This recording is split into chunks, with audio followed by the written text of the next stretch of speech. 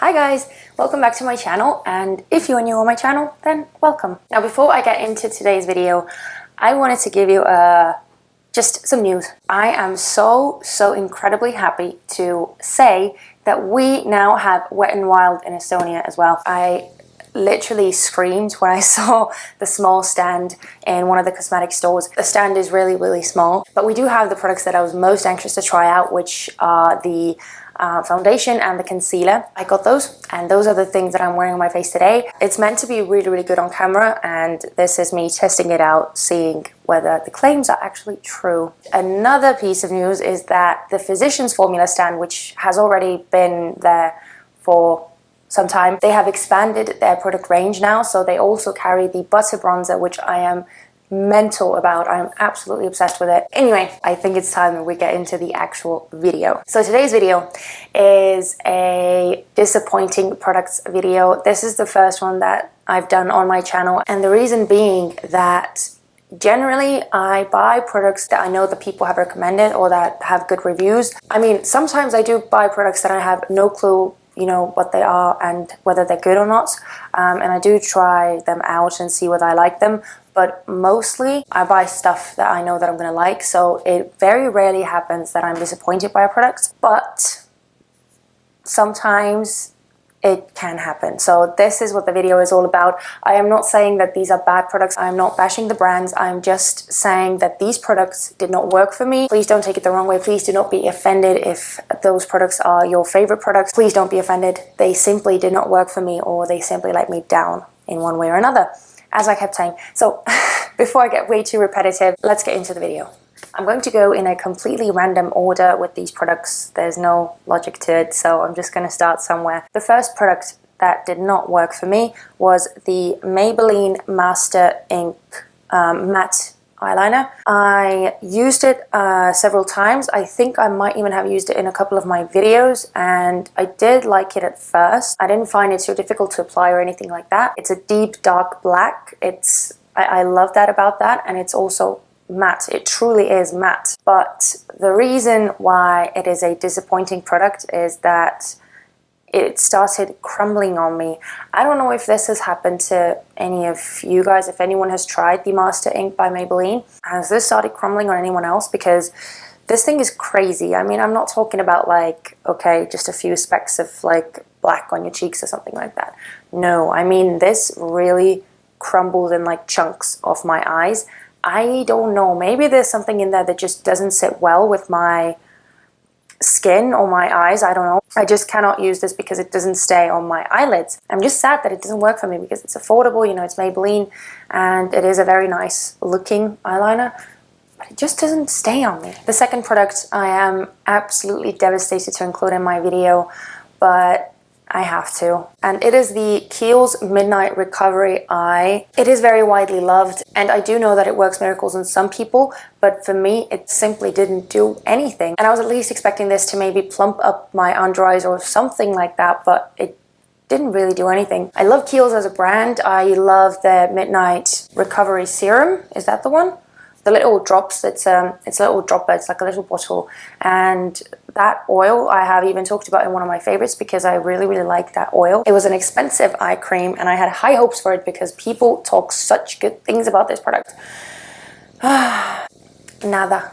Another product which I was kind of bummed about was the Balm Desert Bronzer / Blush by theBalm. This product was included in one of Kathleen Lights' videos, and she talked about this bronzer / blush, and she used it on her cheeks and it looked absolutely stunning on her. When I saw her cheeks, I was like, okay, no, I have to have it. I need to get this in my life because it just made her cheeks look so nice and bronzed up. It was like a very natural looking bronzer, so it also carved out her cheekbones really beautifully. I mean, you can see that it is a very nice looking bronzer / blush. I wouldn't really use it as a blush, but I think that's what it's meant for, that you just use it as a bronzer and you don't need to add blush on top because it kind of acts for both of those products. It looks beautiful in the pan and it's nice and silky and smooth. It blends out very well and it has a nice undertone to it, but for some reason it just doesn't look anything special on my face, and for that reason I just don't ever reach for it. I was hoping to look like Kathleen Lights and I didn't, so that's the reason I was disappointed by this product. I'm not going to go into detail about the next product because I have already talked about that several times, but I couldn't do a disappointing products video without mentioning this. It's no surprise to you guys, but it is the Dior Airflash foundation. If you want to see a more detailed and in-depth review / demo of this product, I will link a to buy or not to buy video down below, which I did about this foundation like over a year ago already, so it's kind of an old video, but I still feel exactly the same way. I was expecting to love this foundation because the reviews were out of this world. It just doesn't look good on me. I mean, I can make it work when I use it on top of other foundations, but it kind of beats the purpose for me because this is not a cheap foundation. This is a very expensive foundation. You would expect this to work on its own. I mean, you don't want to buy something that you have to buy another foundation for and use it in conjunction with the other foundation for it to work and look good. My skin is just not perfect enough for this foundation, and for that reason I very rarely use it, and I only use it because it was so expensive and I don't want my money to go to waste. This product doesn't look flawless and photoshopped as it claims to look like on my skin, and that is the reason why I was so disappointed by this product. Next up is another product which is so loved, and I expected to love this just as much as everyone else, especially because Wet n Wild is something that is incredibly good quality and they are very affordable, so it's a great brand and I love that brand. But this product just doesn't work for me, and it is the Wet n Wild Megaglo contouring palette in the shade Dulce de Leche. It is a contouring and highlighting duo. You get a lot of product in there. They feel super nice and smooth, but whenever I try and use this contouring side especially, it looks muddy and it looks patchy, and I just cannot make it look even and flawless on my skin. I don't know why. Maybe I'm doing something wrong, but I've tried it every single way that I know how. I have tried it on foundations that I know that always acts perfect as a basis. I have even set the foundation down with a bit of powder so that the bronzer could glide on more easily. I've tried building the product up and using very little at a time, but this, just whatever I do, it just looks splotchy on me, and I don't know why. But it does work for a lot of other people, so, you know, might work for you, but just didn't work for me. Next up is a product that I have mentioned on my channel in the luxury, well, hyped up luxury makeup products, is it worth the money or not video. If you haven't seen it, I will link it down below. And as you can guess, this product is something that I do not think is worth its high price point, and it is the Blanc de Chanel multi-use illuminating base. I personally got this because of a video that I saw by Jaclyn Hill, and she was absolutely raving about this, and I don't think that I'm the only one who went to the store and got this product simply because of her recommendation. I do not think this product is worth the money because to me it is just a very fancy and good smelling moisturizer. That is all it is. I personally do not think that it is an illuminating primer. For instance, the Becca Backlight Priming Filter, is that the one? Yeah, Backlight Priming Filter. That one leaves my skin looking super luminous even when I put foundation on top. But this, it looks nice and kind of glowy. I'd call it more radiant. It looks nice and radiant when you first apply it, but when you put other products on top of it, the glow just, or radiance, goes away, and it kind of completely defeats the purpose of this. I haven't noticed my makeup lasting any longer. I haven't really noticed it doing anything besides just moisturizing my face. And let me tell you, I can find much more affordable moisturizers in the store, so that is the reason why I was disappointed in it, because with that kind of price tag, I mean, I know it's Chanel, but still, you would expect to get something out of this product, right? I mean, you'd expect it to work some way. Now, since I already mentioned the Chanel one, which I have talked about in my luxury products video, I might as well just get this one out of the way as well. And it is the YSL Rouge Pure Couture, such a tongue twister, lipstick. I mean, yes, the packaging is fancy. It looks very nice. It's very luxurious when you hold it. You can feel it's kind of weighty. You don't get too much product in there, let's be honest, but I mean, it's not the worst either. The beef that I have with this one is that it emphasizes the dry areas and the lines in your lips like nothing else. It sinks into them like crazy. I just do not like the way it looks on my lips. And the smell, I despise the smell of this. I absolutely despise the smell of this. I do not think they're worth the money. There are so many drugstore lipsticks that I prefer over this. Patrice lipsticks are really good.